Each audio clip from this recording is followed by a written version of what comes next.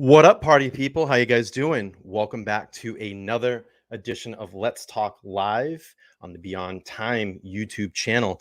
And this evening, I have a very, very special guest. We've been trying to kick this off for like the last week and a half. Unfortunately, I had some health issues, as everybody knows, and we're all good now. So I'm going to bring in Kelly.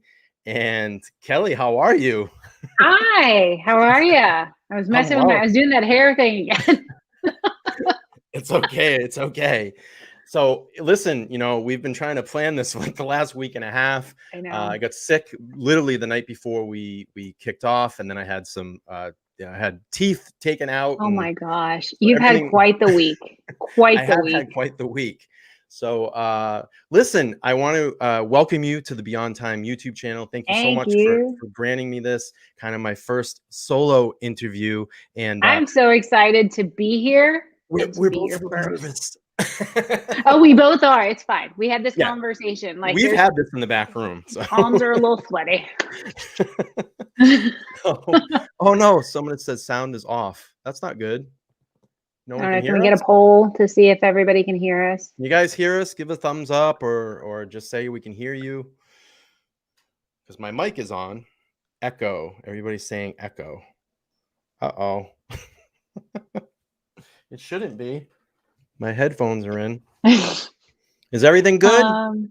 Kurt said it's fine. All right. Ben said my hair looks great. Sound is fine. I think it's good. John, buddy, I think that might be you. Yeah. All right. We're good. So listen, thank you for coming over, joining on the Beyond Time YouTube channel. Like I said, we've been kind of making this try to happen. So listen, I wanted to start off, if you could, just tell us a little bit about who you are. Yeah, absolutely. My name is Kelly. I am more active on Instagram. I do have a YouTube page. And I'm the worst person at actually uploading content. There's a little bit on there. But my Instagram name and YouTube name is On Her Own Time. I've been into social media for quite a long time, but on the watch side, that's relatively new. I think it's almost 2 years that I started dipping into the watch side of social media. But I am a female that lives in North Carolina and with my family, and I have a cat, and that's me. But yeah. Very cool. So all right, so let's just kind of dip into it, because I know everybody's going to want to hear watch talk. Let's talk watches. So what we're here for? Yeah, that's what we're here for. So what was the moment that kind of got you into watch collecting, or your appreciation for timepieces? Yep. So I'm relatively new to the appreciation, and it started really for my husband, who has been into watches for a lot longer than I had. He has some sentimental pieces that were gifted to him when he was younger, and hindsight being 2020, I can see how his attempts to groom me were in place early on. I want to say like 2014, he gave me a Victorinox for Christmas, and I thought I was big deal because his watch came in a box with a book, and I had no idea why. Cute little thing. And if anybody actually sees my Instagram posts, I wear typically men's watches. This watch is like 28 millimeters. It's tiny, nothing like you've ever seen me wear before, but I still have it. It's very special. But I still didn't understand the appeal of expensive watches. And in 2019, he really started talking about buying a nice watch. He's got family that's always appreciated him. And he was going around like pawn shops, secondhand markets, things like that. And he came across a tag Hoya Carrera twin time in a pawn shop. Beat up, poor thing, was neglected, and he was telling me about it, and he told me how much it was, and I'm just like, what on earth? Like, I mean, I was an Apple Watch girl, like that was my jam. Had no idea why you needed to spend that much money, but I told him, I was like, do you, boo? If this is what you need in life, fine. So he brings home this very sad looking watch, polished it up. Like there was a whole like ER section going on my dining room table. Open heart surgery, right? Yeah, almost. We were almost there. Lots of cloths, various degrees of like grit. There was a whole setup, and it was beautiful when he got done with it. And, you know, he wore it a little bit and he'd show it to me. Like, you want to wear it? Yeah. And I put it on for the very first time, and then I didn't take it off for 3 months. So this Wow. is it. This is the very dirty, It's okay. very first collection that watch that set it off for me. And it's such a great watch. Like, it's very easy to wear. It's a dress watch, but he wears it almost every day now during the day. And so that's what did it. Once I got my hands on it, I started looking at all the other brands out there. And what did it for me wasn't so much the mechanics, it was the history. Like, there's so much history to these brands, and, you know, where they came from, Panerai military history, and then some of the fun little things you find out about Rolex, and like the owner was an orphan, like things like that. You find out these fun little these little things, and it started speaking to me, and I started seeing just the beauty, and then it got out of hand. Have you? So I hear you say that you start to kind of look at these brands. You start hearing about the history. Have you always been maybe a history buff, or? Oh yes. Yeah. I think history is probably one of my favorite things. I have a very unhealthy obsession with the English monarchy, especially around like Henry VIII. I will go off the deep end and start rattling off the most random facts. So history, I love knowing where things come from. What are their roots? Yeah. I mean, family history, all that stuff. Yeah. That's like with myself too, is I love history and I love I want to see how things are made, and I love mechanics. And I think that's what kind of draws me into watches and watchmaking, because when you get the back and you can see in an exhibition It's back, amazing. and you start looking, like all the intricacies of how that works. And to think, someone actually had to sit many, many, many, moons ago and figure out how to make all that work. It's just, isn't that amazing? Yeah. Like, you pause and look at how far innovation has come, and a watch is one of the most intricate indicators of how far people have come as science goes. And ironically, it measures time, so it's strange, which is just a strange concept anyways. Like, there was a meeting one day and they said, this is a minute. And this is an hour. How do we figure all this out? So yeah. So let me ask you, I'm sure you have some of your collection with you. I'd love to see some of the watches that are in your. Oh, great! I'd love to see what's in your collection. Yes. And if you could show some of your pieces and talk about, where they came from, and what they actually mean to you, and maybe your favorite piece in your collection. Oh, I will absolutely do that. You want to do a quick wrist check? Yeah, because then I can show you one of them. What's on your wrist? I have my Speedy 1861 with the Hezolite dial on today. So I like that. Yeah, that's a really great watch. Crown and buckle, really great watch. Crown and buckle leather strap on it. I really love it, and this strap is wearing in very nice. So very, very nicely. Yes. What do you got on today? So I am wearing the Rolex GMT Master 2. This is the black, but I have it on a brand new Zealand strap. So I'm actually an ambassador for the Zealand brand, and really because I just love the quality of their straps. And I think their price range, they're kind of middle of the market, but they're super comfortable.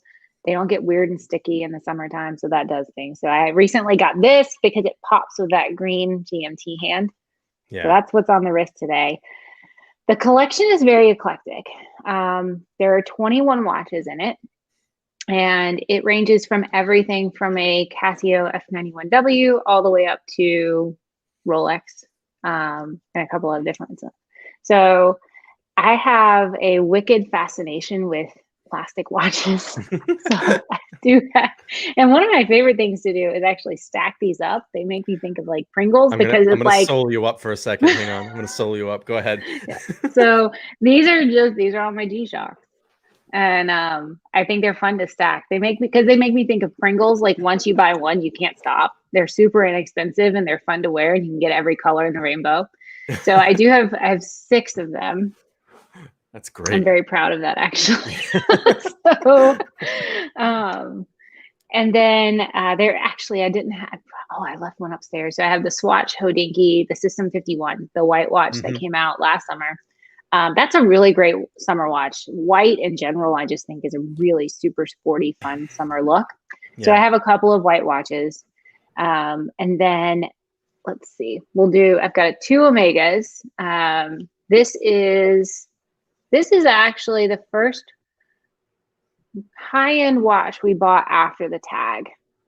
And I was on board, and that's when Peter was like, all right, well, now that you're into it, let me tell you what I want. And it was an Omega Seamaster, the 300M. Oh, I'm sorry beautiful. that it's a little blurry, but I think everybody knows what this looks like.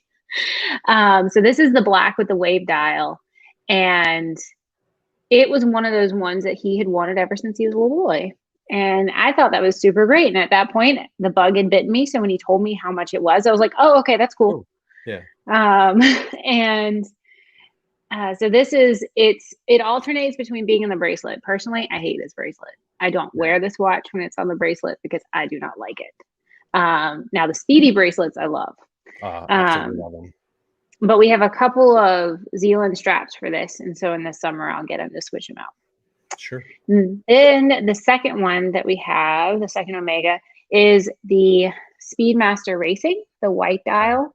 It's gorgeous. And this is my favorite Omega. I do have a top 3 favorite hierarchy in the collection. This is the second favorite.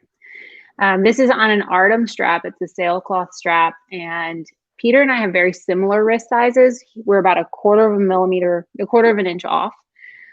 So sometimes bracelets work, sometimes they don't. And this one, unfortunately, when it's on the bracelet, is just a little too big for me. So we actually put on the sailcloth, and we both love it. He's usually a bracelet guy. You know what's funny is I'm not really a bracelet person. Like I really prefer like a strap. I prefer straps on watches. I just find them more comfortable for myself, but I will, like my divers, I'll wear those on a bracelet. I just think they look a lot better. But something like my speedy, I love just the accessibility to kind of just change it out and get different colors and flavors in it, and it just makes speedy strap monster. I mean, it looks so good on so many different things. Some things don't look good off the bracelet. Sure. So then I have, and this will look quite familiar, I've got the Tudor Black Bay 58 in navy. Nice. This is currently on a Bark and Jack NATO. It's the blueberry. I'm not the biggest NATO fan. Sometimes they just don't work. But this is a really great NATO. So Bark and Jack, high five. If I see Kurt type the word Panerai one more time, I have a Panerai 388. This I did a video on because I did go through a period of time where I was like, do we keep it? Does it need to go? It wasn't getting the love that it needed. Yeah. It's a big watch. It's 45 millimeters. And it's definitely, it has presence and it has weight, and I love weight. But I have since decided that I love it, and I'm keeping it. I want to own I'd love to own a Panerai someday. Yeah. It's been like, it's funny, like years ago, I went into New York City on Canal Street, and I'll have the bootleg, like Rolexes and all that. And I have 2 of them, I think, still kicking around. I showed them on a stream a while ago, and like, I love the way they fit, and it looks really, a 45 looks really good on me, and that's definitely one of my goals, to have a Panerai someday. Yeah. I absolutely, even though I went through a little bit of a phase where it didn't get worn as much, I would highly recommend them. When I buy watches, I don't buy them for investment. I buy them for what makes me happy. Do I buy them smartly? Yes. So if somebody wants to talk about the fact that they lose their value, that's fine. So does a car. I buy things because they make me happy. And actually, if you've ever watched the video about that Panerai, I made the most ridiculous sound ever the first time I tried it on. So it was a sign. I had to have it. I have 3 Seikos in the collection, and I actually really love Seiko. I think it's a great brand. If somebody's trying to get into this hobby, which can be expensive if you do it incorrectly with your spouse, I think Seiko is a great entry-level drug because it gives you a really comfortable watch. You have a lot to choose from, and I just like the way they feel. Of the three, the Seiko Monster, or sorry, King Turtle, is my favorite. And this is actually a Seiko rubber strap, and it's awesome. Yeah. Like, it's so comfortable. Their rubber straps are really comfortable, and especially They on that are. watch, it's really comfortable. Yeah, I've tried that one on quite a few times. Yeah. So this was the first Seiko. We actually bought it at the same time we got the Panerai. And the Panerai joined the collection, I want to say it was maybe the fourth watch to the collection. How long have you been collecting for, Kelly? Like since the bug bit you? How many years now? The end of 2019. Yeah, it really got you. So yeah. So, and I see this comment a lot. People are like, "Oh, it's so amazing that there's a woman in the watch hobby. I wish my spouse was into the watch hobby." No, you don't. Because it gets to be a sickness. It gets so expensive. Like, I mean, these are the same men who are like, "Oh, my wife likes to buy these expensive handbags." Imagine if she liked watches. Yeah. Yeah. So, hello, third mortgage. Yeah. So it also, like, luckily Peter's a very reasonable person. I am not. I have impulse control problems. So I'm like, let's go buy a watch. And he's like, no, we can't. That's how I am. Fuck it, I'm just gonna do it. Just gonna do it. Just fucking do it. We only live once. Yeah. Don't need to pay that bill today. No. So this is the Seiko Monster. It was just a good deal when we got it. Yeah, classic piece though. Can't go wrong with it. That's on a Barton canvas. So, which is really great for really nice. I'm gonna solo up. That's really nice. It's very inexpensive. I think it was like $20. Yeah. Really like light, and it's not too stiff. And I'm sure it loosens up more with wear, but really great watch. Yeah. And then the third Seiko is actually a really cool one. If everybody here knows, I'm sure they do, Catlin Watches Life. Catlin Schmidt from the 10 and 2 podcast is a friend of mine. And I have this fun little game that I play with her. It's called Catlin Made Me Buy It. Because she gets to try on watches and then send them back. And then I see them on her and then I buy them. So she had on this Seiko Ice Diver. And this one is super hard to actually record on video because of the dial. The dial is it has a lot of sheen to it. Yeah. This was a US limited release, but super fun. And it's actually a sumo. So this one gets a lot of attention when I post it. And this is the watch that people ask me most often, what size is my wrist? Because the sumos are typically pretty big. Wow. Surprisingly, not the Panerai. They always ask me about that. Yeah. So what size is that? I want to say it's like 42 or 43, but I could be wrong.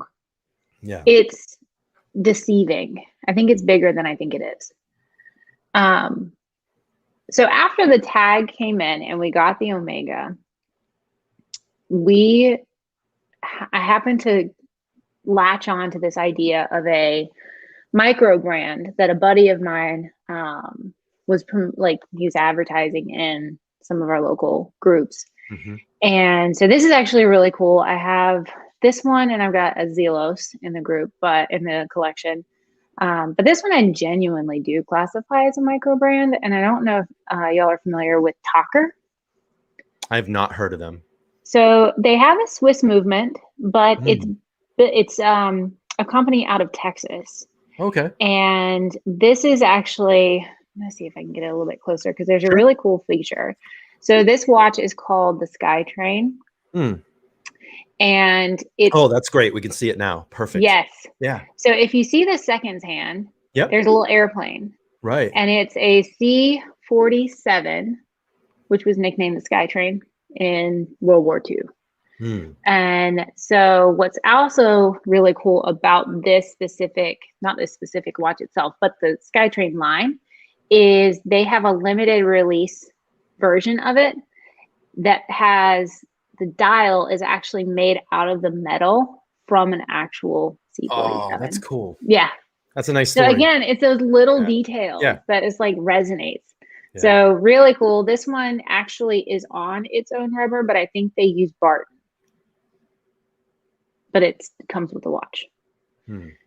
And this is like heaven right now. I got all these watches in front of me. It's super fun. Okay, let's see. Okay, I'm going to show you this one. I'm saving a couple of them. So that's all right. So once we got to the point where we had a really great core collection, it was starting to get to where we could just have fun with the things that we purchased. And that's where a lot of the G-Shocks came in, like some of the, like the Seikos, things like that. And we were out one day at a Reed's, and the one near us carries Hamilton. And Peter told me, he's like, oh, I love the PSR. And I'm like, what is a PSR? And we were also in the midst of watching Bond movies from like the first to the end. Right. And because what else are you going to do in quarantine? So. And new Bond movie this Friday, by the way. Go out. Yes. We have tickets already reserved for Monday. So, awesome. So nobody can tell me anything. Yeah. No spoilers. I'm really actually excited. Yeah. So he shows me this watch. I'm like, you've got to be kidding me. You want a digital watch? And there's something much more to it. This is his watch. Like, I don't ever wear it. But it was in a Bond movie. Oh, I think Bond wore it at one time. And this is his favorite thing. We have a bunch of buddies that are big into Bond. And so he'll put it on and be like, the only Bond watch you need. It's not a it's a pulsar, isn't it? It's a Hamilton pulsar. Okay, pulsar. Yeah. Yep. And I mean, it's actually really well made. Like when I think digital watch, this is not what comes to mind because it's got like genuine weight, and the bracelet's pretty good. I was gonna say, is it heavy? Does it feel heavy? It has weight to it. I mean, it's got some heft. Like this case is no joke. But that's a great piece to wear out. I mean, I'm sure a lot of people grab them and go, what the hell is that thing? And then it has a great story behind it. Exactly. One in a Bond movie. Yeah, and there's like he cracks me up the way he talks about it. Oh, look, I did bring it down. So this was my very, very first nice watch. This tiny, cute little Victorinox that I don't even think it fits on my wrist anymore, but I'm going to give it to my daughter. Nice. She's a little disappointed though, because she wants a Speedmaster when she turns 16. You've got to be kidding me. Then one of the questions that we discussed going over, and I'm going to touch on it right now if you don't mind. Yeah. You'd asked me if there was ever a time that I had like seller's remorse, and I haven't actually sold a watch. Sure. But I have buyer's remorse. This looks amazing in pictures, and I hate it. No. I'm so upset, and there's nothing I can do. So like I've tried. This is a Zelos swordfish, and the forged carbon is fantastic. Sure. So the dial and the bezel are forged carbon, but the case is bronze. I don't like bronze. Oh no. Like you should see the bracelet for it. It's so awful. Like in the pictures, it is amazing. Yeah. Not a big fan. Oh no. I know.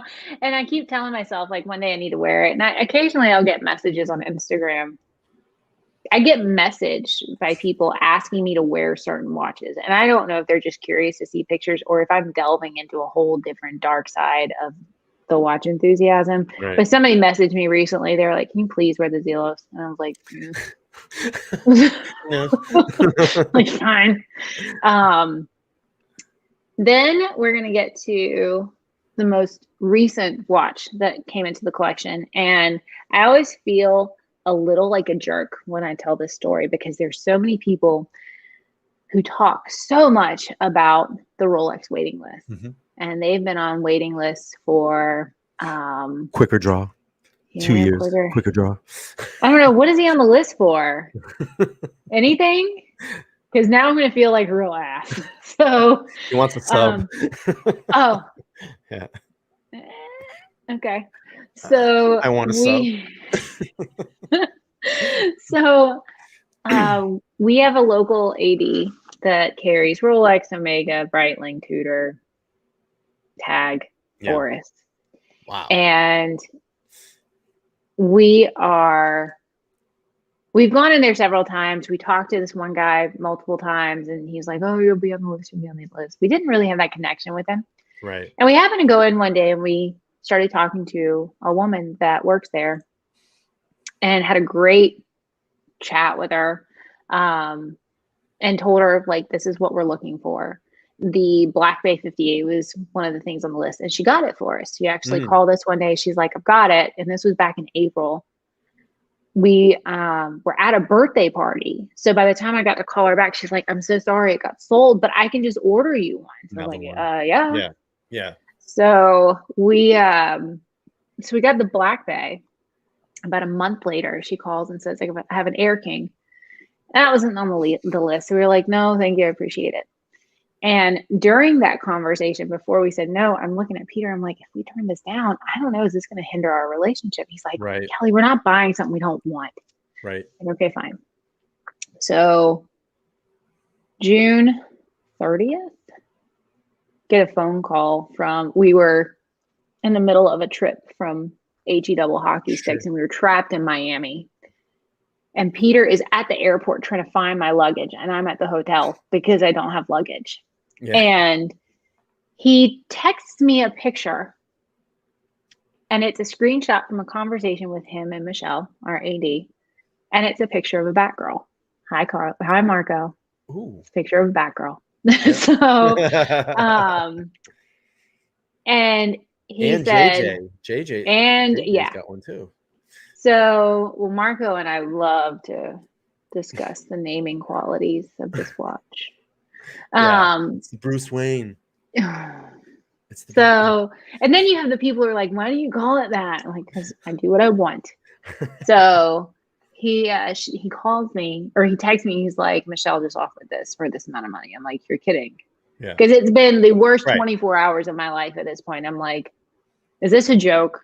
Sure. So I don't call him, I call her. And I'm like, you want to verify, this. Yes. Yeah. And she's like, "I'm not kidding." So we were able to have a back girl waiting for us when we got back. And so when people say, "How long were you on the list?"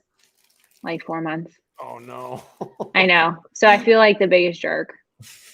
But it's a great watch. And one of the new straps that we got from Zealand is blue. So I'm excited to see what that looks like on here. The GMT we actually didn't get from an AD. A buddy of mine messaged me one day, and he's like, "I have this watch. I bought it in 2011, brand new, never wore it. I want to sell it. Do you know who I can sell it to?" And I'm like, box papers, all this stuff, everything, original receipt, everything. And he told me how much. I'm like, "I'll be there this weekend." So, so that leads me to my all-time favorite. All-time favorite watch. And see, I'm not the biggest jerk. Peruka waited 6 weeks for his GMT. Yes, thank you. So this watch came to me in December 2019, and it was a Christmas gift from Peter. I don't know what I did that was so good. I will continue to try to redo it because I did something really great. But we had a conversation about this earlier about the Zenith. The Zenith Chronomaster is my all-time favorite watch in my collection. Piece. And the ostrich strap, which is awesome. Yeah. Yeah. It comes on like a brown crocodile. And so this is from HD Straps. And it's just because it's that two-toned. Yeah. With that, and it just makes that gold just really warm. I think it is rose gold. And it's just so warm with that ostrich. Yeah, it's rose gold. Yeah. But I first started looking at the open heart, and in pictures it's fantastic. But when I saw it in person, I just was like, didn't really like it. We talked about that, and I was kind of kicking myself because I was looking at one, and you were like, "Yeah, it doesn't really look as good in person." So made me think a little bit more. So the Chronomaster, I mean, it's just the fit is perfect. It's a 42 millimeter watch, but it's just like I there's nothing I would change. I think I can look at every single watch in this collection besides that one and say, I don't like this little detail. But that Zenith is just perfect. And it's my favorite. And I'll wear it with anything. I'll wear it with jeans and a hoodie. I'll dress it up. Yeah. You know, I grew up where you don't mix black and brown. I don't care when it Yeah. comes with I don't care that. either. So, yeah, so that's the current state of the collection. It's eclectic. It's fun. I'm very proud of it. It's a superior collection. It's really great. I mean, to think that you've only been serious collecting from 2019. I mean, Yeah. sometimes people take, 10 years to amass a collection like that. So I think it's really Yeah. great. So I have a question. So Yes. when you go out, do you gauge a lot of interest from people when they see, because you primarily wear men's watches? Do you Yeah. get a lot of attention and people come up to you and go, hey, what is that? And to spark those No. conversations with people? No, they don't come up to you. No, I even had to buy a t-shirt that said, ask me about my watch. It's all I want. And sadly, especially in our area, there's not as big of a watch environment. Like I'm in our local watch Red Bar, and we have a few other groups in North Carolina and South Carolina. But going out, I mean, it's just Apple Watch, Apple Watch, Apple Watch. And I think there is also a little bit of a hesitation about Yeah. approaching a woman and making a comment about her watch because, basically if you breathe in some women's direction, they're like, stop hitting on me. Right. All I want is someone to ask me about my watch because I will gladly talk about it. I get so excited.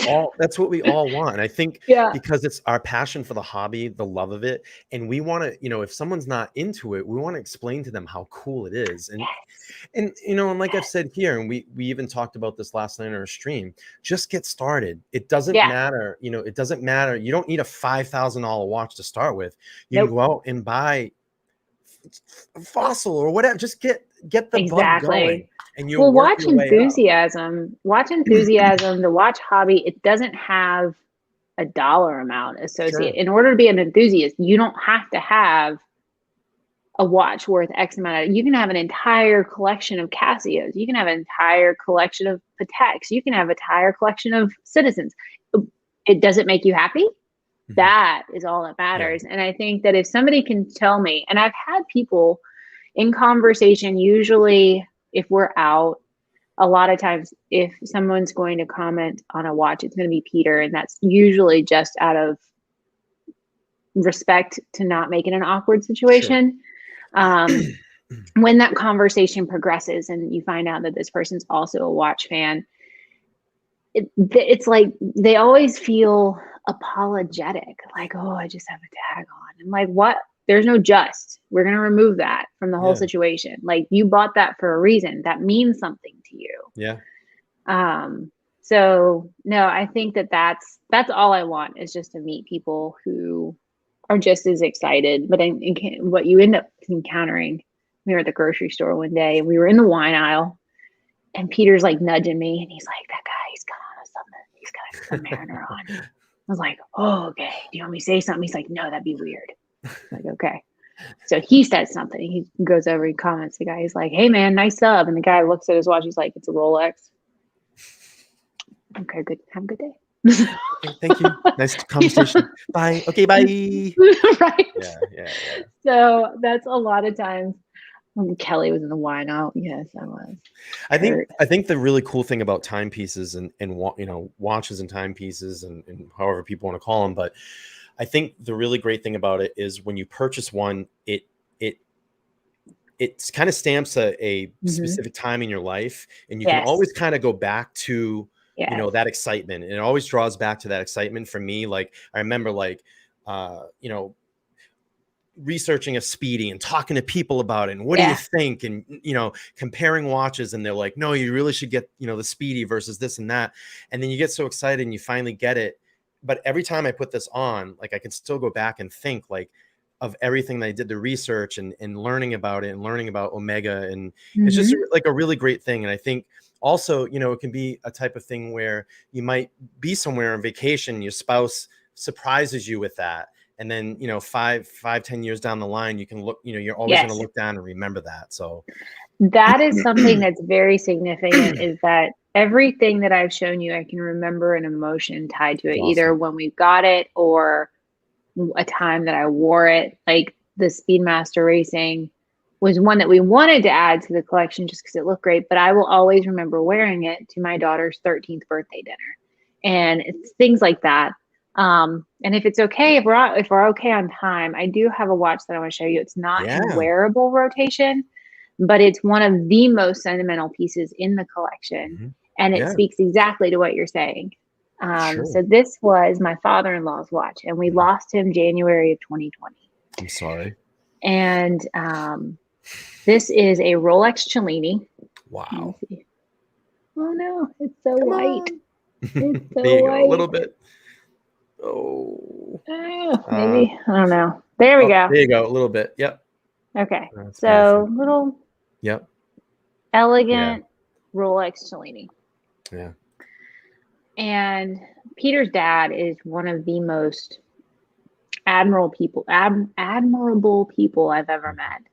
He grew up with nothing, had a very hard childhood, and made something of himself. Yeah. And he and his wife worked super hard to build a really great life for him and their family.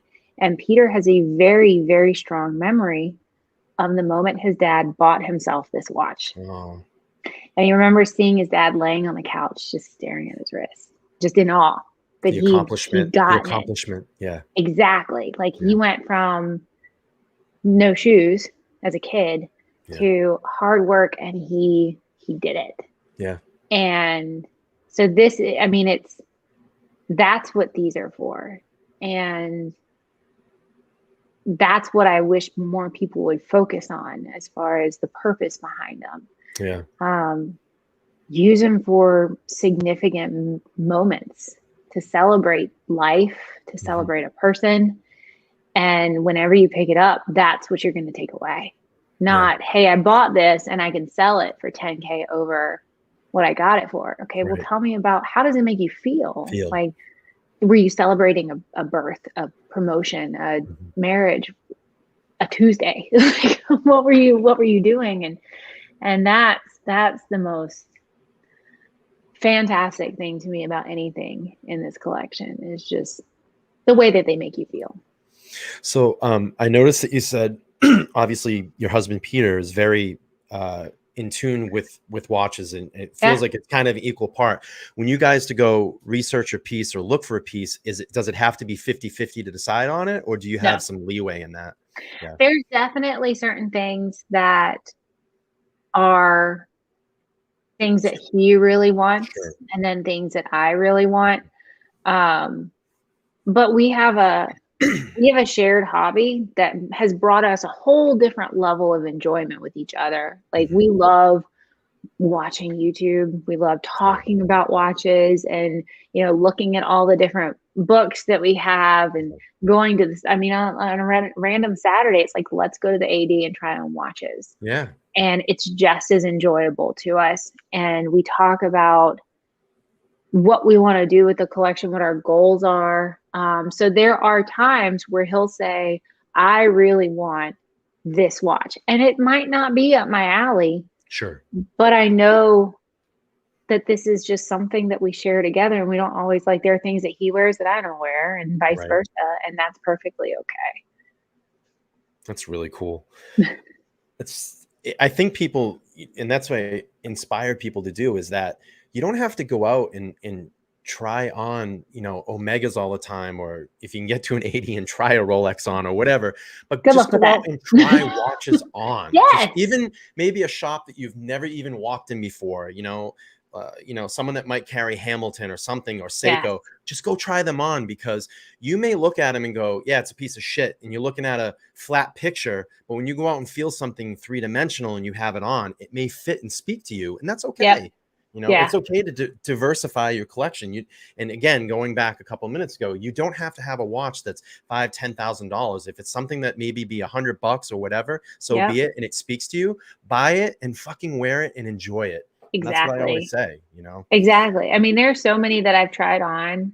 I got to spend some time with an Oris Big Crown Pro Pilot World Time. Like, say that 5 times. Yeah, I was just say. And I it was making the rotation in our red bar group. And sometimes some of the guys will do that. They'll say, hey, does anybody want to borrow this watch? And then it just goes on this grand tour. Sure. And that's what happened with this. And then when I first got it, I'm looking at it, I'm like, I don't know how this is going to go. But it was my first time with Oris. And it was like, if you don't pick it up, if you don't touch it, if you don't just expand your horizons, there's so many other brands than Rolex and Omega.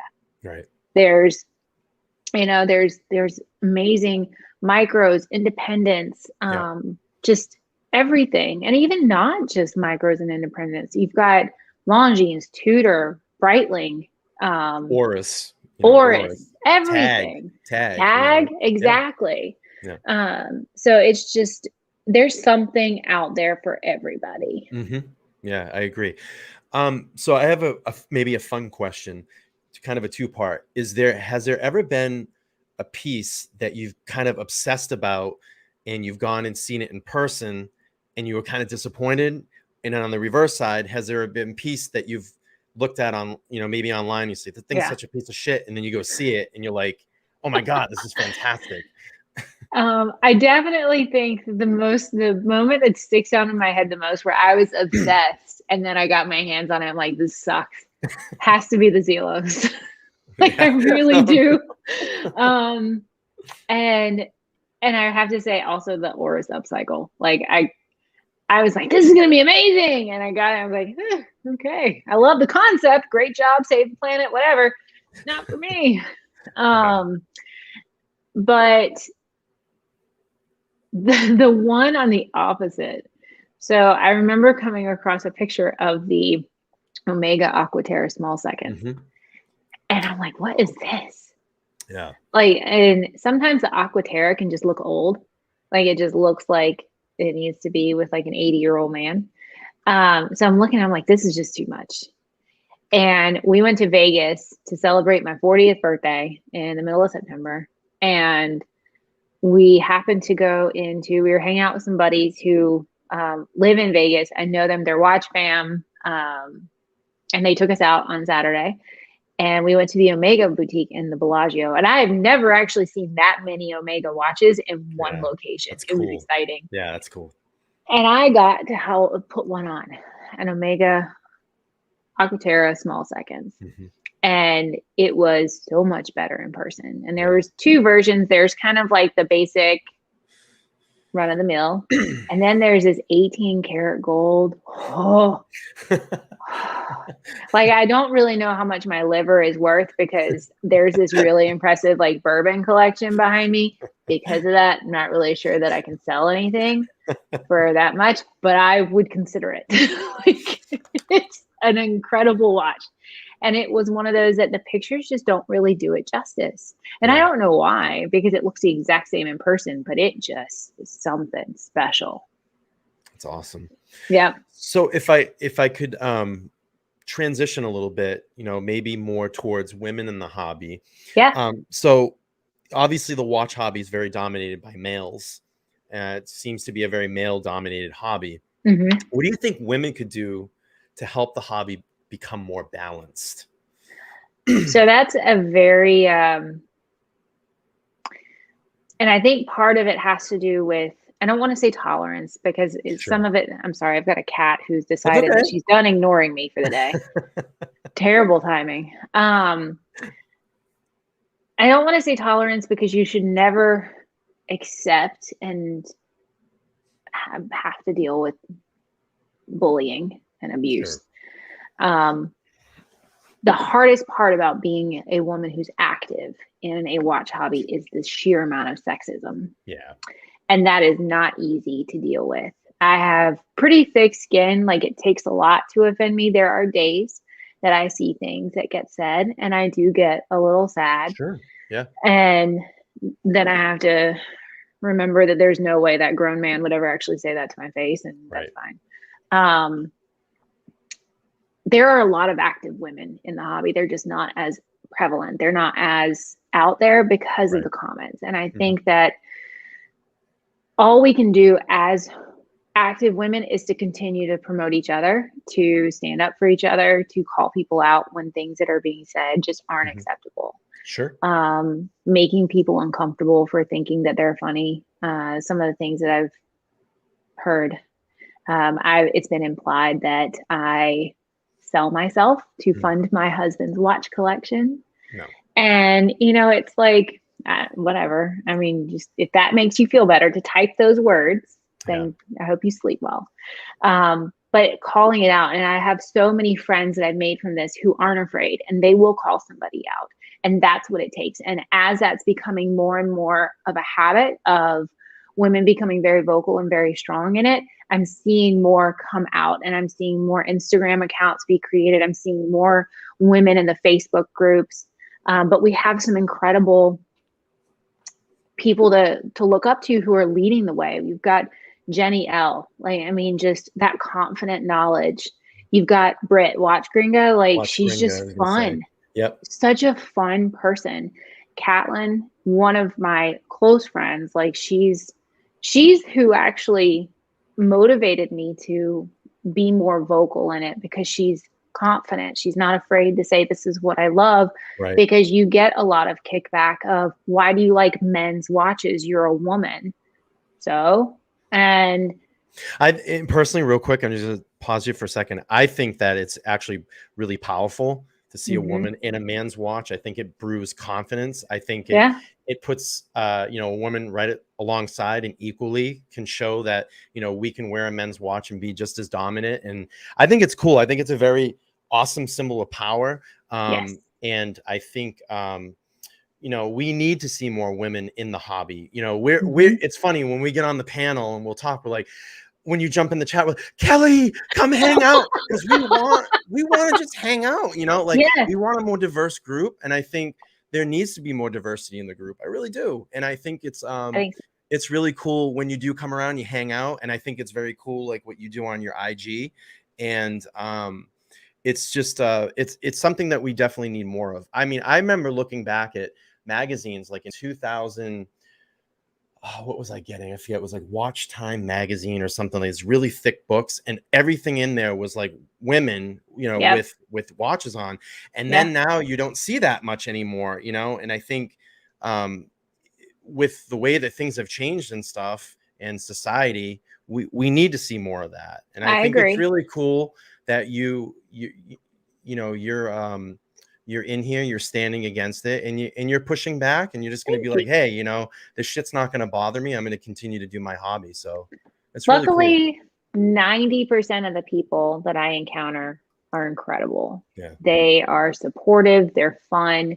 It's never weird. There's never this assumption because I want to hang out that I'm available. Y'all are my friends, and no one's ever made me feel less than. It's a very small percentage. And sometimes it's like, a lot of times it just makes me laugh because it's pretty creative. Some of the stuff they come up with, I'm like, that's actually really good. So, but if you laugh at it, then they kind of back down. They realize there's nothing that you can say. Whatever your problem is, if you're upset that I had a 4-month waiting list and you didn't, I don't really know what to tell you. Maybe that personality is why. Right. So, but no, I agree. I think I would love to see more people joining and more women sharing their style. And there's a very different way that women and men like to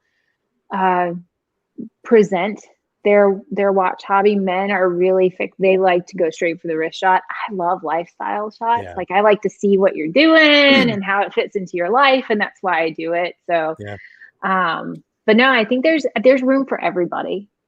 And I've one of the comments I saw was, women in the watch hobby are why there's a Rolex shortage. Okay. I mean, that's a huge responsibility on one gender, but all right. So, and I just think it's great too, because I mean, even going, through the great people that I've met over the last couple months, we have so many great personalities, and there's weird and there's wacky and there's people that just know their shit back to Yes. back to front. And there's, I'm meeting women, and I'm meeting people from Australia that I've never met Yes. before, or Canada, or Yeah. I think it's just so great that we can bring so many different people together, so many different cultures together, learn about each other, learn about all our different tastes and watches. But the funny thing is that, we're all different, human beings, but we all Yeah. have that one thing in common. And Yes. not only just watches, but it branches off into so many other things that we have so much in common as well too. So Exactly. such a I great mean, thing. you encounter people who make 6-7 figures Mhm. a year, all the way down to like me. I Yeah. support software for a living. Mhm. I'm not making 6 figures. And it's like you said, you're meeting people all over the Mhm. world. And I think, especially now with a lot of separation, because we can't easily travel as much Right. as we're used to, it's made me feel more connected Yeah. with the world. And going through times where we really couldn't go anywhere, when it would potentially be a very sad time, I still had so many people that I was able to connect with. So I mean, I honestly, love it. I look forward every day. Like, I get out of work and I can't wait to like get home and jump on the WhatsApp group or stream and see Yeah. who's going to jump on. And it's just really fun. It's really great community, and Yeah. very, very supportive people. I mean, not only just, jumping on stream, whatever, but, just for an example, and I'm not going to me right now, but, just with the health things I've gone over, people just Yeah. privately chat, hey, how are you doing? Is there anything I can Yep. do? Or it's just really great. Just really, It really great is. people. So It is. I love it. so let me ask you really quick, Yeah. just kind of sticking with this theme for a second. What would you like companies or the industry to do to make it more inclusive or inviting? Again, I think it's been pretty well known. I think personally, I think women need to be more, more focused in the hobby. Mm-hmm. But what are some of the things you'd like to see companies do? Yeah. Um, First of all, stop actually saying it's a ladies' watch. Hmm. Like I I just hate the term because it usually depicts something Right. that I wouldn't wear. I think that labeling it as a men's or a ladies' watch needs to go out the window. 100%. I think that's a very antiquated approach to labeling things, and especially with some of the changes in society that we've experienced, that just needs to go out the window. Mhm.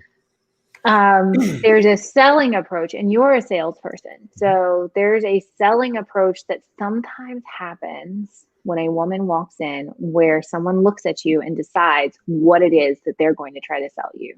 And it's always that smaller, feminine watch. Right. I I think there needs to be more willingness to listen, to not automatically assume what somebody's going to like based off of their appearance or their gender. Because I've experienced that, and it's put me off of an entire store. Like, there's stores I don't want to go back Yeah. because of this one salesperson who decided, like, having never actually seen me try anything on, I said, I like this watch right here. Oh, that's too big for you. Who are you to tell Okay. me? Right. I like Right. it. I don't care if it's a 50 millimeter Invicta. Right. I want to wear it. I want to It's up buy to it. me. Right. I'm going to be Flava Flav. Right. So I think that's the biggest thing that can really be done, is on that selling process. Take the assumptions out. Yeah. Take them completely out. If a woman walks in and says, this 32 millimeter such and such speaks to me, this 47 millimeter speaks to me, fine. Don't guide them. Don't tell them they're wrong. Don't tell them it's too small. That's not for you to decide. Yeah. And then that whole like men's and ladies thing is just out the door. That needs to go. So you have a big presence on IG, and we've kind of talked about that. Can you talk a little bit about your IG and your weekly show that Yeah. you do on Fridays? Yeah. Yeah. Instagram, I love pictures. I just think that pictures are such a fantastic way of depicting an entire situation. Words are great too, but pictures. And so I started the Instagram January of 2020. And at first it was called On Our Own Time. And I was talking to Peter about it. I'm like, we should have a watch Instagram together. And it could be both of us. And he does not really like social media like I do. So I ended up changing the name. And actually, the story about it, he'll tell you I stole it from him, because I kind of did. Which is a badass name, by the way, because I love your IG name. It's awesome. It is awesome. Well, I texted him one day. I'm like, hey, so all the pictures are pretty much me. And I think that the name needs to change to On Her Own Time. And he has access to the account, which is fantastic because he sees some of the messages come through. So he's like, yeah, that's fine. I mean, that works. I'm like, all right, I already did it. Like I'd already did it. And then I told him I did it. And so but it's quickly grown. Like there's this whole world. Yeah. And it's crazy. So the Friday night free for all, I don't know if I can say what the nickname is. Can I? It's all right. I'm not monetized. Okay. So the nickname of the show, it's the Shit Show. Yep. And it's on Friday nights at 9 p.m. Eastern time. And it's genuinely just cutting loose. Like it's not official watch talk. Sure. It is exactly what it sounds like. And there's usually a lot of alcohol involved. It happened by accident. It happened one Friday night. I dared Peter to go shot for shot with me. And we were just going to sit on Instagram Live and just like talk smack to people. And then our friend Nate joined, and then Rainer joined, and Bro Dinky joined us. And all these people like started loving it. Peter passed out like halfway through. It was fantastic. And a few days later, we started getting messages of like, that was awesome. Are you going to do it again? And we're sitting there like, I don't even remember what happened. So that's how it started. And it's become so much fun because, again, we've met so many people doing it. And I've gotten to talk to people on levels that I never really have. And it has this little cult following, which is hysterical. But we usually, because on Instagram, you can have no more than 4 people at a time on a live. And it's gotten to the point now that there's always like at least 2 people waiting for a turn to go on. I'm like, I don't know what y'all want to do, but it's fine. And then occasionally people join the comments and they don't know what it's all about. And they say, you know, oh, I thought this was watch talk. So we decided to do a Sunday afternoon at 3 p.m. Eastern time. And it's more of like a weekend watch chat, and it's very chill. It's not always, I did this last Sunday was the first one I'd ever done. So it's going to evolve, but that one is more watch related. Like nobody's doing keg stands or anything like that. It is recorded. Friday night is not. It doesn't get recorded and saved and posted because it's like we say things we don't really want to hear repeated. Right.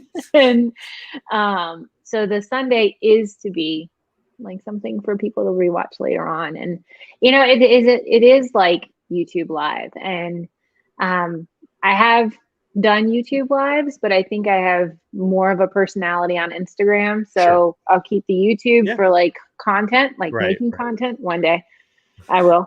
And, but the Instagram Lives is just something that I love to do. I think it's just so fun. It's very off the cuff and just good. That's and good. I'm seeing more and more of it. I'm seeing more and more like you and this whole crew, like y'all do the lives, and that gives so much immediate access. And I think that's one thing that people are really enjoying is they have their favorite content creators, and when they go live and they're talking to them, accessibility increases relatability, which makes people like you. I agree. I totally agree. And by the way, I have the marquee scrolling at the bottom. Please, guys, go over and follow Kelly on Instagram. Check out her show and her content. I would really love for you guys to do that. So anyway, what was I going to ask? So actually, I have a question. Have you ever had a woman viewer or maybe a man that's reached out to you and asked you advice on maybe their first purchase or okay, can you tell us maybe a little bit about that? I had a really cool message recently from a young lady who I guess her boyfriend follows me, and she's seen my posts and she wanted to buy him a watch, and she knew that he liked this is a ladies Casio. It's not the GA 2100. It's Yep. the like GSA, GAW, Yep. something like that, 2100. Sure. But it's a little bit smaller. It's like 2 millimeters smaller than a Casio. And he loved the white look of it. And so she had these questions about it. And she said, you know, I explained to her that it was not the same size as a full size Casio or a Casio. And we had this whole conversation about, and I was putting pictures, like, this is what they look at. Like, this is the difference. Like looking at other white watches. And it was so awesome that she, reached out and was like, hey, my boyfriend likes your content and he really likes this watch and I'd love to surprise him. Here's my price range. Can you help me? Oh, Yes. that's awesome. Yeah. Absolutely. Yeah. I need to email Omega because I've had 2 people tell me they bought Omega watches because of my pictures. Wow. So I just need them to go ahead and just put me on their website. If Omega, if you're listening, Kelly on her own time, Yes, you need to, yeah. you need to get with it. So I'm an influencer. Yeah. She's available for ads. So yeah. Yeah. So when people tell me that, it is probably the biggest compliment you could ever give me. Like something that I did made you feel like that was a good idea. From someone that you don't know that could be on the other side of the world. I mean, that's really cool. That's really cool. Yeah. It's a huge compliment. That's awesome. So I have 2 more questions. Yes. One, any tips or tricks or advice you'd like to share with the audience when it comes to the hobby? Don't listen to the people who are going to tell you how to do it. Beyond the advice of do what makes you happy. If people tell you that your collection is crap because it doesn't have a 5711 or all the other numbers and letter combinations, ignore them. Because with anything that you collect or buy or have, it needs to bring you joy. So you're going to experience haters. You're going to experience people who tell you all the things they don't like about your collection. You just need to ignore them. Don't sit there and say, I'm going to wait for this one grail.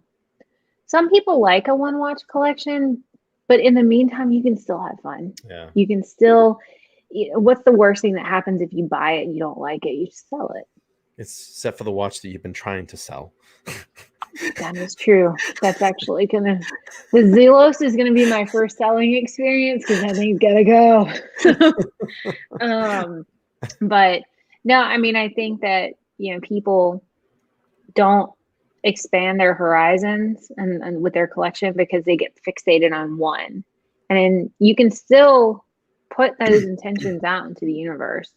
My Grail watch is a Jacques Dro Petite Hour Minute Snake, $88,000 watch. And Peter made this really awkward comment and he was like, should we sell some of the collection for it? I'm like, I don't understand what you just said. You mean that one right there, right? Yes. I love it. I got to try it on. Yeah, oh my you can gosh. actually see Kelly has a photo of this on her IG when she was out in Vegas. So check it out. That thing is insane. It is 88 grand for that. I fell in love with the picture. In person, it's even more incredible. $88,000. Yeah. So, my whole thing on it is I could sit there and I could say, I'm not going to buy another watch until that one, or I could just work harder. Yeah. And I could have it and not everything else I want. And I like that idea. So, yeah. Very, very cool. Beautiful piece. Beautiful, beautiful piece. So, if you don't mind, I first want to thank you so much for granting the time and hanging out. I've had an amazing time. This was really cool, very comfortable and casual. I've had the best time, the absolute best time. I love your insight. Your collection is amazing, and I love to hear your story. And I want to do more of these and have more solo stories. I want to hear about everybody's story. So this is something that amazing people that I would just be riveted to watch. Yeah. So I'm definitely hoping that I can do more of that in the future. What I'd like to do, if you could hang out a little bit longer. I got no plans. This is okay, it. Cool. I want to pop on. I'm gonna pop out the link, and I'd love for some people to jump on. We can shoot the shit if you guys would like to, and Yeah. even if you want to just jump on and say hi to Kelly, please do. So I'm gonna drop the link below. And do you guys in the chat have any questions for Kelly? I know there was a lot of them that we were just kind of scrolling and not answering. Yeah, but if there's any other questions you guys want to pop up, please do. The link is posted. If anybody would like to jump on and hang out for a minute, please do. Yep. I know I saw GS Superman was identifying the bottles behind me. So I will move for a second because I'm actually, this is my second proud collection. Colonel E.H. Taylor, Eagle Rare, Glenlivet, Caribbean Reserve, Whistle Pig, Piggyback Rye, Blanton's, Mitchter's. I've got 2 bottles because I got spoiled for my birthday. Dickel, this stuff tastes like peanut butter. It's disgusting. I don't like it. And an Old Forester 1920 Maker's Mark. Somebody brought Jim Beam and left it here. Yeah, so just a little bit of everything. Bourbon is my thing. I'm not a huge Scotch drinker. I do like the Glenlivet because it has that rum finish.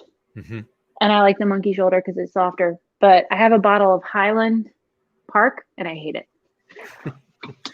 So I got a question I'm going to pull up, and I have a bunch of people in the green room that I'm going to throw up. Okay. And enter Kurt. How are you? Hey. What's up, buddy? Thanks for joining the show. Thanks for joining the show. We got Quicker Than Draw. How are you doing, man? Hi. Nice to see you. And the Wizard checking in. How are you, buddy? Hi. Lovely lady. How are you? Hello, Stefano. It's good to see you. Nice to see you. Shannon's asking a question. You may have not seen the earlier. We were talking about your collection. I'm happy to answer. Favorite in the collection? We got Swiss in the house. Swiss in the house. Hi. Oh, he's got the hair out, looking great. Look at that. Look, we're doing this tonight, shit, aren't we, bud? Long, dude. Yeah.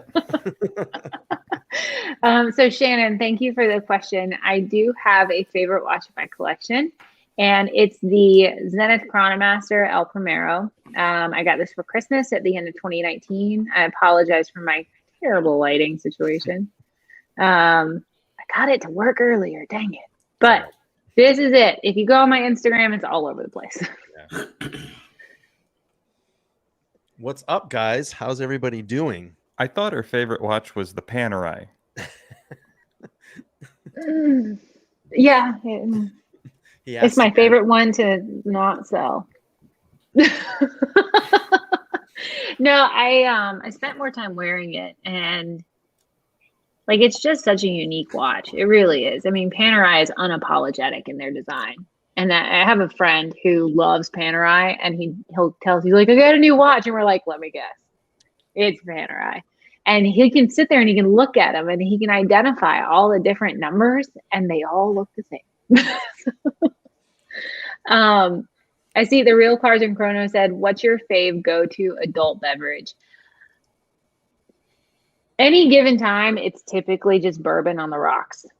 Sometimes it'll be neat, but a lot of times I just like the way that it expands with water. Like when you add a little bit of water, as the ice melts, the flavor changes. So that's my go-to. But typically, if it's not that, it's a Negroni. Oh, now we're talking. So Real Cars and Chrono says, I'm digging this format, the one-on-one collection reviews and getting to know folks better. Yeah, man, that's something that I definitely want to start doing here on my channel. So I know I'm going to be reaching out to some guests on my panel to do some one-on-ones with them. And I think this is a great opportunity to get to know, personally know their stories, what their passions are in the watch hobby, and just to get to know more about them. We have Todd Levin. How are you, sir? How are you? Hey guys, how you doing? Thanks for joining the stream. Hi. I was just listening to the discussion, and I thought you would appreciate this non-watch related. Yeah. But I got a gift today from a client. I just turned a very nice deal for a client in my area. And unexpectedly, I received this literally today. So only because, I don't know if you can see that. Yeah, I sold Did you you up. get No, you got Pappy? Dude, that was a heck of a deal that you did. Wow. Look at that. Yeah, I sold Oh, no. I'm a little jealous. Yeah, I'm I'm a pretty little happy about jealous. Someone has some echo. If you Wow. could please put some earbuds in. Oh, I'm so loud.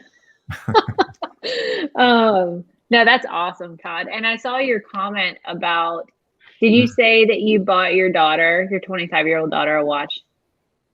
Is that you? We are in the process. She got interested, Kelly, because I got interested about 3 years ago, maybe now. And so she started taking some of my watches, and which is fine. Yeah. And through that began to get interested, on her own. And I'd been spending a fair amount of time on Clubhouse. I don't know if any of you really do much of that. I listen sometimes. It was useful over COVID, particularly, when you couldn't go out and you could speak with a lot of people. So there were a number of rooms run by Watch Femme, which were really for, female watch collector to female watch collector. Super interesting. But they allowed guys to kind of, sit in and listen. I learned about it, thinking of my daughter. And I had asked at one point, is there any kind of, I don't know, either a bibliography or there even like a group of books that anybody could recommend, that would talk about, women in the history of watchmaking, whether as collectors, as makers, marketer, whatever, designers. And there really wasn't anything of that type that existed, which I thought was, sad. It is. But they started, this group that she has started to put one together. And so they've been sending me information, and now, to share with my daughter, which has been terrific. So that's, been leading to further discussions. That's fantastic. And that's exactly what I love about this whole, I know the word gets thrown out, but it is a community. Mm-hmm. I'm never intimidated to actually approach someone, especially other women. Like, I'm in this hobby, like, women are not against each other, and they just want to see more women involved, and they want to encourage them and build confidence, but they're also not afraid to hold their own in a conversation with anybody. And you're right, there's not any kind of book. You can find blogs about them. But that would be amazing, because there are some very iconic women in just across the world in the watch businesses. Yeah, I was even looking for like chapters in a book where, like, know, a certain watchmaker or collector would have been discussed in context of, a larger, larger book or article. And even that, not so much. But as you said, there's more now coming out, like blogs, podcasts, this kind of, there's more information that's coming out that way. So, but it would be great if there was sort of a centralized site that had all that information. I agree. You could go and kind of deal with it like a bibliography. So I agree. And that's why I think that it's an amazing thing that we have this tool, the internet, where we can open up ourselves and meet all fantastic people and have, I look at Kelly and I think she's an ambassador. She's someone that is present in social media. She's getting herself out there and pushing more women to get into this hobby. And I think that's a fantastic thing. We need more of that. I really feel that. Yeah, it's just normalizing it. And we're a niche hobby. Because tech rules the world. So people know all about like the Apple Watch and all this stuff. And I own one. It's actually calibrated for my right wrist because I refuse to wear anything but a real watch on this wrist. But tech rules the world, and it's people that appreciate art, that appreciate just the details that go into something. I think we can all share that same trait. Todd, I just put up in the private chat a link. Town & Country did 20 best watches for women. Really? There's a link in the private chat. Just click on it. Oh God, I don't know if that's like a good thing or like a bad. It's like would they bother doing 20 best watches for men? Kind of thing. Well, yeah, they do actually. Rob Report does every They year. have number one is a Santos Dumont. So that's not bad. I mean, some of the ones they have are. Patek 24 is very big for women. Number 10, Historiques America, 1921. Get that Vacheron. I'm not upset at Breguet. I'm not upset about this at all. Can't go wrong with Breguet. By the way, just off the topic, Wizard, how are you feeling? How are you doing? Thank you for asking. I'm getting better every day, Todd. Thank you. Are you feeling like the chest is okay? It's tightening. It's healing. It's the legs that pull and twist and sting because they got the 4 grafts out of my legs. So okay. Oh. Is your daughter into the specialty independence, or she's more across the board, the commercially available pieces? Well, look, I think she likes what I like because I like it. And so she, so she sort of started in a weird place because of me. That's my fault. Okay. So, there's no one else to blame. It's all good. I'm encouraging her to, I'm like, look, if you like the concept of independence, which are, a sort of a non-branded, non-mass kind of approach to all this, then, why don't you investigate some really young independents, really, on the less expensive end, because they certainly exist. And even if you're not buying them, it's like these names may eventually get to a point where you followed them. And in essence, I like to say, like, she's had them in her back pocket for a number of years. And through following them and being a person who's gained expertise watching them grow, there may be a time when she feels, now I think I'm very, very interested. But the best thing she can do right now, I think, is, she's so young, is to, it would be the same thing as if she was looking at younger art, which is to look at everything, cast an extraordinarily wide net, and take in as much information as she can as a sponge. And gradually that will, through attrition, narrow, and finally come to a point or two of interest where she can actually leap off from that point. But you can't do that without a tremendous amount of information to begin with. Mm-hmm. I mean, because look at all the different types. I mean, a quartz watch versus an automatic. I see the appeal to both of them. I am lazy, so I do like the idea of just picking up a watch and it being ready. Mm-hmm. But you're very right, and then that way that buyer's remorse isn't as likely. Like, she won't come home with a Zelo swordfish and have regrets. But it's okay. One of the best ways that you educate yourself is from eventually not being on the sideline, but it's from participating, leaping in and participating. Yeah. And you learn something from that experience of your participation. Yes. And not every time you step up to the plate and dust off your cleats are you going to hit a home run, let alone a single. You may strike out. But all of that is a way of paying for your education.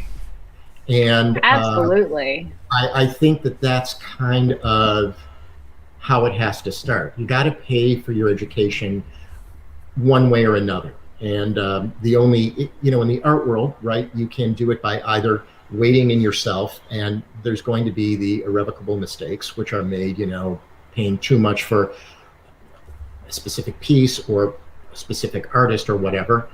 Or you hire somebody like me as an advisor, but you wind up paying me then to assist you. So you're going to pay for the education one way or the other. In the watch world, it's interesting because I've always said there's no, there are no advisors either at the high value level or even at the lower to moderate value level who, people, because you were just speaking about this, did Kelly, hey, have people called you and asked you for information? I'm surprised that nobody's kind of turned that into a career, literally not as a dealer, selling from their own stock, getting high on their own supply, but acting in the fiduciary, out of fiduciary responsibility to the buyer who's come to them and said, would you advise me, for a flat commission? A neutral party. Your own, independent of whatever you collect. I will not buy anything from you. Yes. And help me kind of avoid maybe some of the more obvious errors in judgment, or take me through the educational modality of collecting watches. It just doesn't exist. I mean, no. There's car concierges, there's art advisors, there's you know, people in all sorts of there was wine specialists who, you know, will curate an entire even bourbon, right? We were just talking about, right? Yeah. There are bourbon concierges who will do this for you. Doesn't exist in the watch world. That's amazing. Don't understand That is- why. Particularly the numbers. I was gonna stop you real quick. I think you started a new business, and everybody's probably wanting to patent it right now. No, but it's just it's really interesting that it doesn't. You know, you can't trust a dealer to do it for you, right? Because they have a vested interest, which they They're should. gonna sell their stock. What they're selling is like the best, and a dealer who's selling all sorts of secondary or gray market, whatever, they should feel that theirs is better than the other gray market. You know, they should feel that way. That's a good thing. Right. But in the end result, then they're not giving you third-party objective advice in your best interest. They have a conflict. There's a conflict of interest there. It's not an ethical thing. It's just a conflict. And I'm just really surprised that there's no advisory kind of thing in the watch world. I don't know. I'm very surprised. So one of the big personalities who's a watch advisor. I mean, talk about Teddy Baltazar. He's now a dealer for 30 brands now. Like, so he also works for Watchbox. He's got to like represent those brands specifically. Exactly. If somebody comes to him and it's like brand number 31, so to speak, right? Is he going to really give objective, you know? What about Bax and Russo? Sorry, I'm interjected. Sorry? Bax and Russo? Oral Is Bax? that what they do? Yeah, Bax is a consultant. But, watch you know, he's consultant. tied to an auction house for credit.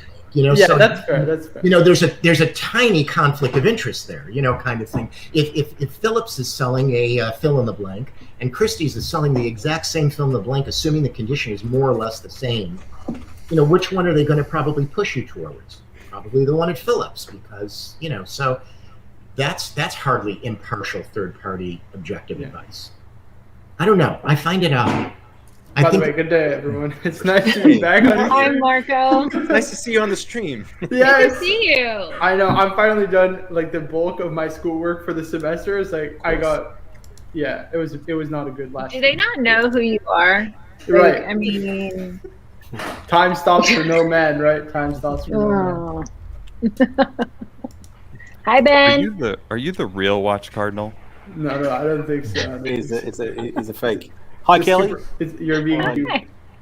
I learned a lot today about you. It was good that this was on. So I think I saw you somewhere else. But it was a really good learning curve. I just wanted to say two things. Hello to you. And I'm in sales. I do quite well. And the biggest mistake salespeople make is assumption. And with genders as well, with coming with watches. I'm not in this industry, but assuming someone wants a certain vehicle or watch is the mother of all fuck ups. And you not only piss off the customer, you lose sales that way, and therefore you lose money. Exactly. So there are a lot of salespeople, unfortunately, who don't know that. And that was one thing that really resonated with me, got me a bit angry. That you know, not only will you not go back to the store you mentioned, but they're losing sales for themselves and the business moving forward. The second thing was I really like Kurt's hat. Which one? I do like Kurt's five hat. of them. It's awesome. It's awesome. Yeah. So And I want to see Cars's box reveal in a few minutes.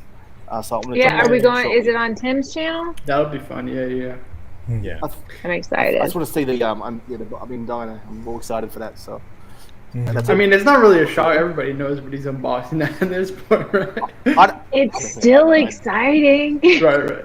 But anyways, one thing I wanted to mention, just to follow up on Ben's point, it was something that I mentioned in the chat, and Todd, you had a great response to it. To be fair, it was the fact that a lot of brands are like they put almost zero time or energy making ladies' watches, if I can call them that, right? Which is like basically a men's watch that's downsized, feminized a little bit. You know, they like change up the dial and the curves of the case and what have you, and then put a diamond bezel and then say, oh yeah, this is a lady's watch, you know? So I think that's part of the problem as well. I just think it's a huge detractor overall as to why ladies get into the hobby or not. It's just because they just don't have the options men have, bro. That's right. I mean, they don't have to be like I have a big wrist, but they don't have to be that big. They can be a dialed. I saw a ladies Speedmaster this weekend, and it was a 38 millimeter Speedmaster, but it was a light blue dial. I'm like, what was wrong with the other color dial? Why can't it just be smaller? Why do we have to make it different colors or diamonds? Yeah. Maybe the appeal of color to women. Most Maybe. women, not all, but you know. I would hope they were doing some like focus group, like some kind of market research, and that's where I it's don't think coming they from. do much And market I'm research. just the wrong person to ask about anything that like, okay, I brushed my hair for this. You literally have no idea that I looked homeless this morning. There were like dreadlocks in my head. I am not the person to weigh in on femininity. Well, you saw your Grail watch, right? Yes. So, what? I mean, that's really a lady's watch. I It can't see is. a guy wearing that. Yeah, it's right? very feminine, right? Either. Yeah. I can't either. Just like a Patek 24. I can't see a guy putting that on his wrist. No. Even an Asian guy, their wrists are bigger than the Patek 24. Yeah. No, I agree. I Or agree. a Lady Kala. I've seen a lot of men wear 34s, 34. Sure. And depending on how they're wearing it and what they're wearing it with, I suppose, again, context is, important. I think it looks terrific. And I've seen women wearing, 38, 39, 40s, even sometimes slightly bigger, super chunky, and I've seen women, by the way, forget the watch thing, wear super chunky jewelry, period. Oh, Just yeah. Oh, yeah. jewelry, and it looks fantastic. So, like, why wouldn't, like, a chunky watch, I suppose if it, in the context of the outfit and the whole thing, why wouldn't that work if they wear, like, super chunky, like that's their look? That's a great time to do it. Exactly. So, Exactly. it's it's always this thing about size. Thing. It's just sort of, I don't know, the least important thing in a strange way. It is. It is. I'm still Wow. holding out for the 41 millimeter pink dial OP. Hmm. Maybe someday. Is that the one you want? It goes with the You first rock hat. it. You could The totally first hat he was rocking goes with that 41.8. Oh, yeah. Honestly. that Yeah, again. Oh, the rainbow. Yeah. the rainbow. Yeah, your rainbow went well. Well, the problem is every time you use a green screen in StreamYard, anything that shows up green looks real weird. Perth found out the hard way. Rainbow is a total case in point. Like earlier on, if you would have talked about rainbow bezels, that would have strictly been a women's thing. Yes. Yeah. End of story. And all of a sudden, I don't know who it was, so forgive me, but a rapper or a basketball player or a movie star, I don't know who it was, or a sports person, starts wearing this thing, and they wear it like they, like they frickin' own it, kind of thing. And all of a sudden, everybody decides, oh yeah, that's totally a man's watch. Yep. And so, I don't know if you've just seen the drop that just happened this week of the APs, the jewel. Yeah.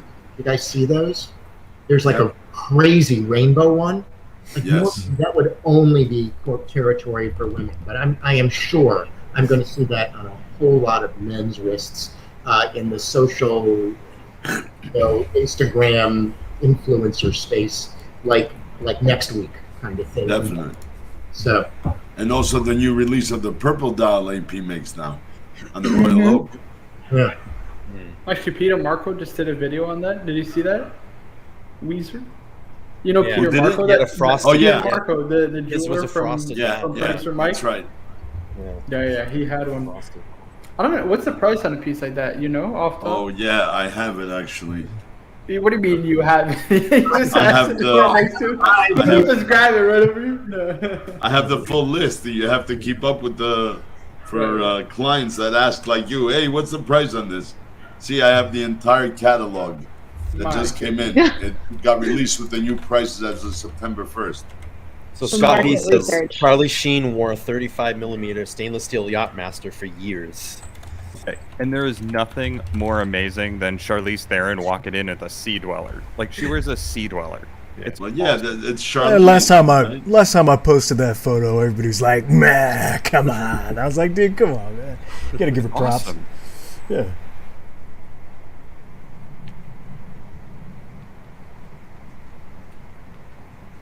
Oh, What's this? No one's talking. Hold on.